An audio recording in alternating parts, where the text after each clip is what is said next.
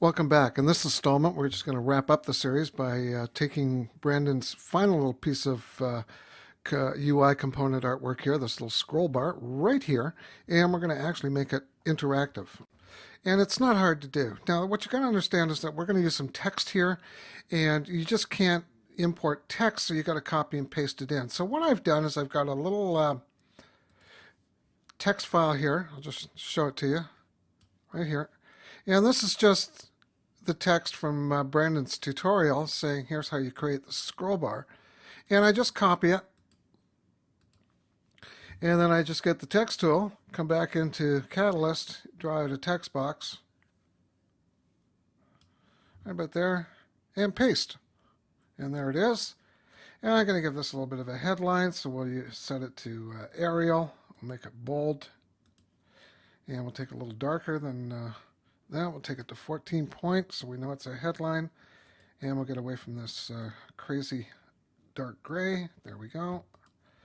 And there's the text. And we'll just select the text and change it to black as well, just so we know it's there.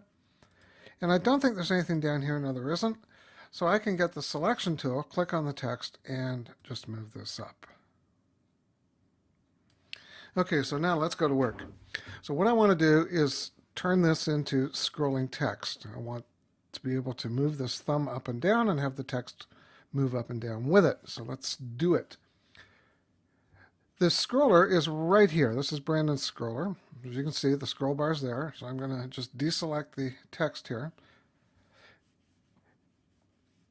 And the scroll bar is composed of two pieces. This is the track and this is the thumb, and you need these. And to create the component, all you got to do is create a vertical slider or a vertical scroll bar.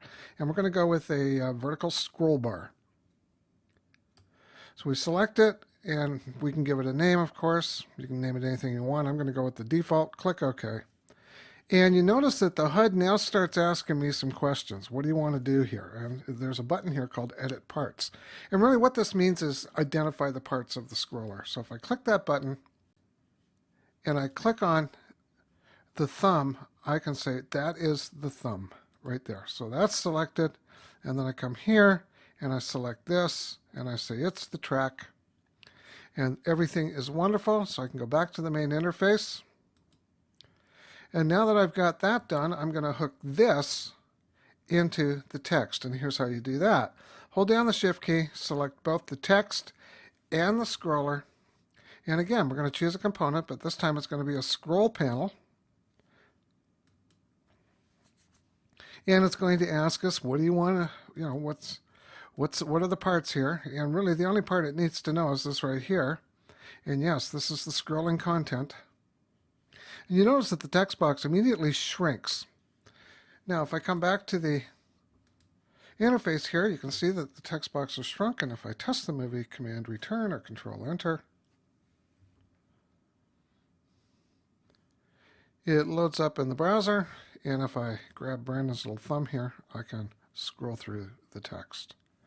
So there you go. There's a quick tutorial on taking your UI drawing skills in Photoshop and actually making them, I'm not going to say useful, I'm really not. I'm going to say making them or bringing them to life. And that would be probably the best way of describing it. And Catalyst allows you to do that. Each of these is a component. They can be used in Flex. They can be used in Flash. You can use them wherever. So there you go. That's how you can take your UI components that you draw up in Photoshop, bring them into Catalyst, and wire them up. Have fun.